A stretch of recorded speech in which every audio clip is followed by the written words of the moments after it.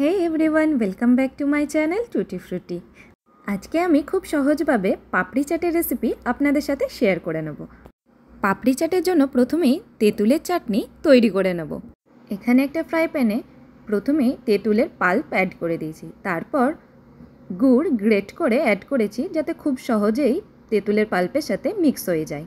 एरपर 1.5 table spoon मतन चाट मशला add करेछि और 1 टीस्पून लंकार गुड़ो और 1 टीस्पून सल्ट ऐड करे दिए तेतुलेर पाल्पटाके मीडियम आँचे किछुक्षण फुटिए निते हबे। गुड़टा भालोभाबे मेल्ट हये तेतुलेर पाल्पटा जखन फुटे आसबे, टेक्सचारटा जखन एई रकम हबे तखन आगे थेके ड्राई रोस्ट करे राखा जिरे और शुकनो लंकार गुड़ो ऐड करे दिए मिक्स करे निलेई रेडी हये जाबे तेतुलेर चाटनी। এইভাবে তেঁতুলের চাটনি বানিয়ে রাখলে বিভিন্ন চাট তৈরির ক্ষেত্রে আমাদের বেশ সুবিধা হয়। এবার আমরা পাপড়ি চাটটা বানিয়ে নেব। এই পাপড়িগুলো আমি ঘরেই বানিয়েছি, তবে বাজার থেকে কিনেও আপনারা খুব সহজে ব্যবহার করতে পারেন। এই পাপড়িগুলি বানানোর জন্য ময়দায় ঘি আর লবণ ময়ান দিয়ে একটা ডো তৈরি করে নিতে হবে। এরপর ছোট ছোট লুচির আকারে গোল গোল করে বেলে নিয়ে কাঁটা চামচ দিয়ে হালকা হালকা ফুটো করে দিয়ে এগুলো ভেজে নিতে হবে যাতে এগুলো ফুলে না ওঠে। এইভাবেই খুব সহজে পাপড়িগুলো বাড়িতে বানিয়ে নেওয়া যায়। এবার পাপড়িগুলোর মধ্যে সেদ্ধ করে রাখা আলু কুচি করে দিয়ে দিতে হবে।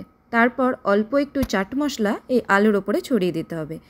এবার আগে থেকে ফাইনলি চপ করে রাখা শসা কুচি আর টমেটো কুচি এর ওপরে ছড়িয়ে দেব। তবে টমেটো ব্যবহারের সময় অবশ্যই মনে রাখতে হবে মিডল পোর্শনটা বাদ দিয়ে বাইরের পোর্শনটা কুচিয়ে এর মধ্যে অ্যাড করতে হবে। এবার এই পাপড়ি চাটের মধ্যে আগে থেকে ভিজিয়ে রাখা লাল ছোলা আর বাদাম ভাজা এখানে অ্যাড করেছি, তবে আপনারা যদি চান তবে এখানে পেঁয়াজ কুচিও অ্যাড করতে পারেন। এবারে ওপর থেকে ভাজা জিরে আর শুকনো লঙ্কার গুঁড়ো অ্যাড করে দিতে হবে।